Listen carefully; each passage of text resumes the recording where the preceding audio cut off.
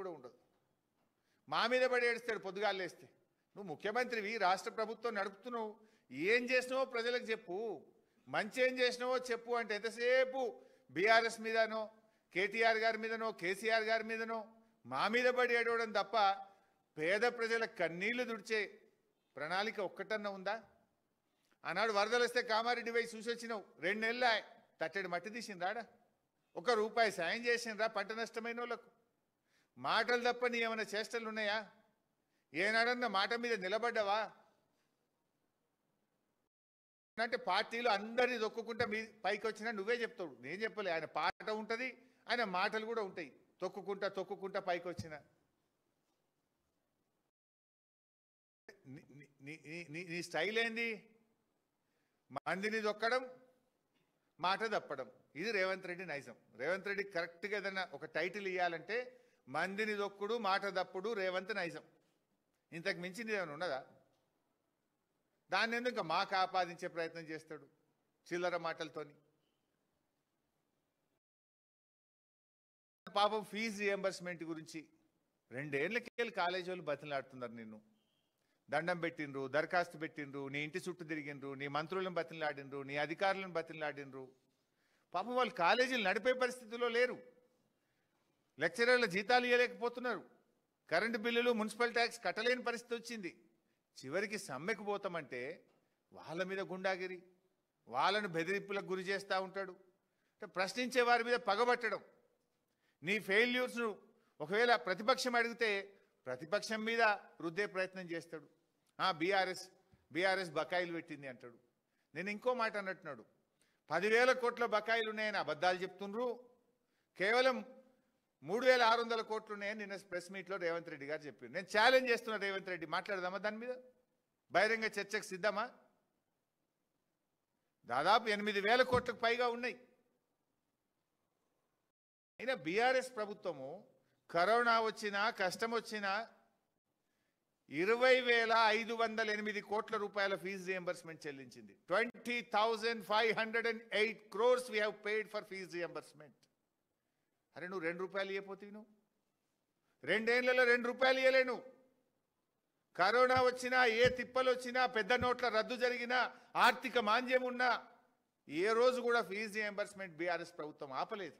SC, ST, BC, minority పిల్లలు చదువుకుంటున్నారు. ఆ పిల్లల భవిష్యత్తు ముఖ్యమని చెప్పి నాడు బీఆర్ఎస్ ప్రభుత్వం చెల్లించింది.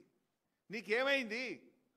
నువ్వు బడా కాంట్రాక్టర్లకు, కమిషన్లకు, బీహార్కు డబ్బులు పంపేది ఉంటే పోయిన నెల ఎన్ని బిల్లులు ఇచ్చినావు చెప్పు నాకు. నువ్వు పోయిన నెలలో పెద్ద కాంట్రాక్టర్లకు నువ్వు ఇచ్చిన బిల్లు ఎంతో వైట్ పేపర్ రిలీజ్ చేయి. హర్యానా ఎలక్షన్ రాగానే పెద్ద కాంట్రాక్టర్ల బిల్లులు పోతాయి, మహారాష్ట్ర ఎలక్షన్ ముందు పెద్ద కాంట్రాక్టర్ల బిల్లు పోతాయి, ఇప్పుడు బీహార్ ఎలక్షన్ వస్తే దాంట్లో పెద్ద కాంట్రాక్టర్లకు బిల్లులు పోతాయి. ఈ గరీబ్ పిల్లలకు, ఎస్సీ, ఎస్టీ, బీసీ పిల్లలకి ఇవ్వమంటే నీకు స్కాలర్షిప్ డబ్బులు ఇవ్వమంటే నీకు ఉండయా? నీకు అంటే పిల్లల చదువులు ముఖ్యమా, నీకు కమిషన్లు ముఖ్యమా? Command release the white paper. Maharashtra ఎన్నికల ముందో, హర్యానా ఎన్నికల ముందో, నిన్న బీహార్ ఎన్నికల ముందు బడా కాంట్రాక్టర్లకు నువ్వు ఇచ్చిన బిల్ ఎంత, నువ్వు కొట్టిన కమిషన్లు ఎంత? అరే బీఆర్ఎస్ ఇచ్చింది కదా. కరోనా ఉంటే కూడా మేము 9.5 ఏళ్లలో 20,508 కోట్ల రూపాయలు మేము ఇచ్చినాం కదా ఫీజు రియంబర్స్మెంట్. నువ్వెందుకు ఇవ్వలేకపోతున్నావు? అదే ప్రభుత్వమే కదా, అదే ఆదాయం కదా. ఆనాడు బీఆర్ఎస్ ఇచ్చింది ఎట్లా, నువ్వు ఇయ్యవెట్లా? అంటే నీ ప్రాధాన్యతలు వేరే ఉన్నాయి, నీ ఆలోచన విధానం వేరే ఉన్నది. మాటలు ఎస్సీ, ఎస్టీ, బీసీ, చేతలంతా బడా బాబులు, ఢిల్లీకి మూటలు మోసుడు. నీకు చేతన అయితే లేదు. ఇప్పుడు ఏమంటాడు? మొన్నెప్పుడో లాస్ట్ టైం ఉద్యోగులు అందరూ కూడా, ప్రభుత్వ ఉద్యోగులు, మా ఎరియర్స్ ఇవ్వండి, మా డిఏలు ఇవ్వండి, మా పిఆర్సీ ఇవ్వండి అని అడిగినారు. ఈ దేశంలో 5 డిఏలు పెండింగ్ ఉన్న ఒకే రాష్ట్రం తెలంగాణ రాష్ట్రం. అవి ఇవ్వమంటే నన్ను కోసుకొని తింటారా? నా దగ్గర ఏం లేవు అన్నాడు. నిన్న కూడా ఈ కాలేజీలో అడిగినారు. అడిగితే వాళ్ళని పట్టుకొని బ్లాక్మెయిల్, మీకే అప్పచెప్తా మీరు చేయండి, మరి నీకు చేత కాకపోతే నువ్వు దద్దమ్మని ఒప్పుకో, గద్దె దిగు, ఎవరు చేస్తే వాళ్ళు చేస్తారు. నిన్ను చెయ్యమని కదా ఇచ్చింది. నువ్వు ఏం పెట్టినావు మేనిఫెస్టోలో అన్నాడు. మా కాంగ్రెస్ ప్రభుత్వం వస్తే వెంటనే ఫీజు రియంబర్స్మెంట్ బకాయిలు అన్నీ రిలీజ్ చేస్తా, తక్షణమే చేస్తా. మరి ఏం చేసినావు? 2 ఏళ్ళకి వెళ్ళి బకాయిలు ఇయ్యలే, కొత్త ఇయ్యలే, ₹1 ఇయ్యలే. నువ్వు పిల్లల జీవితాలతో ఆడుకుంటున్నావు. నేను ఇంకో మాట మాట్లాడిండు.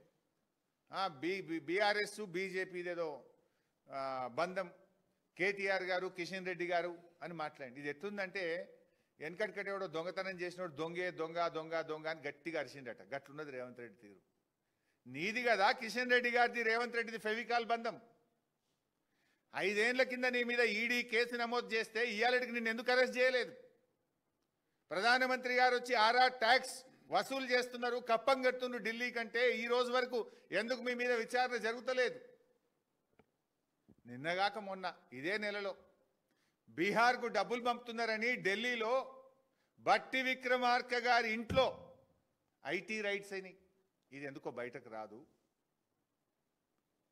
మీరు ఢిల్లీకి బట్టి విక్రమార్క పోతే ఎప్పుడు తెలంగాణ భవన్లో ఉండడు గుర్గాంలో ఆయన అత్తగారి ఇల్లు ఆయన ఇల్లు ఉంటుంది ఆడికి పోతాడు రాత్రి ఆ గుర్గాం ఇంటి మీద ఐటీ రైట్స్ అయినాయి అక్కడి నుంచి కంప్యూటర్ హార్డ్ డిస్కులు చిప్పులు అన్నీ తీసుకుపోయినారు ఐటీ వాళ్ళు అంత గప్చూపు ఎందుకు అయింది మరి ఎందుకో బయటకు రాకపోయే ఏం ఒప్పందం ఉన్నది మీ మధ్య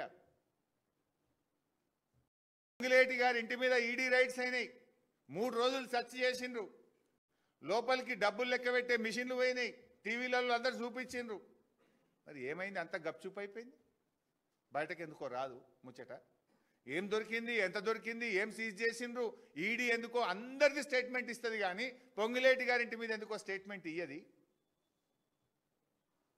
ఢిల్లీలో ఐటీ రైట్స్ మరి ఎందుకు బయటకు వస్తలేవు ఏంది అంటే దీన్ని బట్టి అర్థమవుతుంది ఏంది రేవంత్ ప్రభుత్వానికి బీజేపీతో ఫెవికాల్ బంధం ఉంది బడే బై చోటే బై బంధం ఉన్నది బీజేపీతో అంటగాగేది నువ్వు బీజేపీతో చీకటి ఒప్పందాలు ఉన్నాయి నీకు ఢిల్లీ పోతే చీకట్ల కార్లలో తిరిగేది నువ్వు ఎవరోని కలిసేది ఆల్రెడీ వస్తూనే ఉన్నాయి బయటకు